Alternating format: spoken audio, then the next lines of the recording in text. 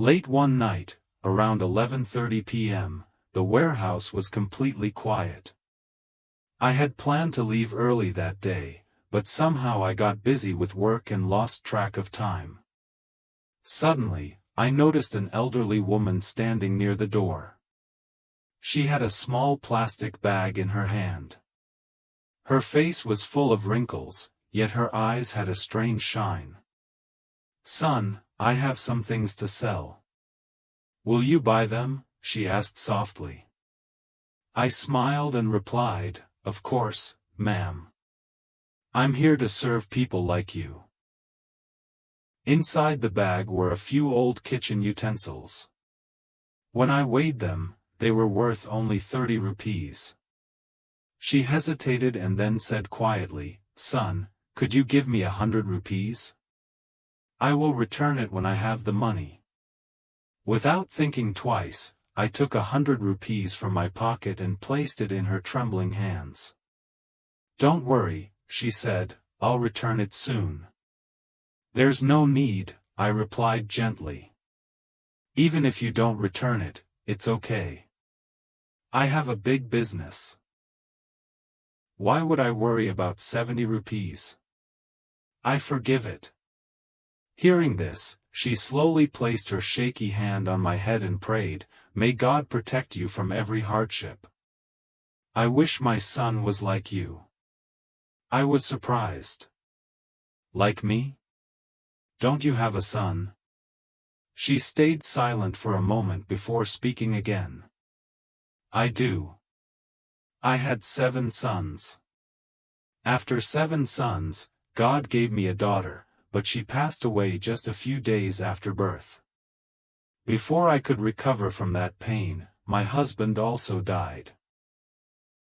I raised all my children alone. I worked day and night to feed them, educate them, and marry them off." Her voice started trembling. 2 of my sons passed away. I married off the other 4, but after their marriages they left me. They moved away and never looked back. Only my youngest son lives with me, but he barely earns enough for himself. Sometimes we sleep hungry. Sometimes we don't even have breakfast." Tears rolled down her wrinkled cheeks. "When I try to talk to my other sons, they say, 'Mother, please stop coming to us for money.'" She wiped her tears and continued softly. "Today there was nothing for breakfast. So I thought I would sell some old things and buy a little food. I hoped your warehouse would be open, and thank God it was." I took a deep breath and said, "Do you know something, ma'am? You are actually very lucky." She looked at me in surprise. "Lucky? Son, my fate is crying." "No," I said gently. "Every day I close this warehouse exactly at 8 p.m. and go home.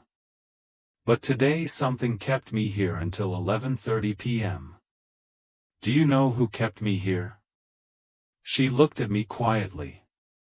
"God did, just so you could find the door open tonight." Her eyes filled with tears again, but this time there was a faint smile on her face. Later that night, around 2:40 a.m., I still couldn't sleep. Her face kept appearing in my mind. A mother who gave birth to 7 sons, who fed them with her own hands, who held their fingers and taught them how to walk, who kissed their foreheads every day. And today, that same mother had to stand in front of a stranger asking for help. It made me wonder. Have people lost their feelings? Have consciences died? Have the sacrifices of parents become worthless? A mother who carried her child for 9 months, who stayed awake all night to feed them, who woke them up for school, who stitched their clothes for Eid, who prayed for them every day. And one day that same mother stands at their door, hungry, thirsty, and alone. Yet they say, "Mother, please don't come here asking for help." The woman who came to my warehouse kept praying for me as she left. I wished I had a camera to capture that moment, but perhaps God saved that scene only for my heart. A mother with 7 sons, asking a stranger for help. Maybe the real poverty was not hers. Maybe it was the poverty of her sons' hearts. Moral lesson. A mother's love is priceless. Those who forget the sacrifices of their parents may gain the world, but they lose the blessings that truly matter. Respect your parents while you still have the chance.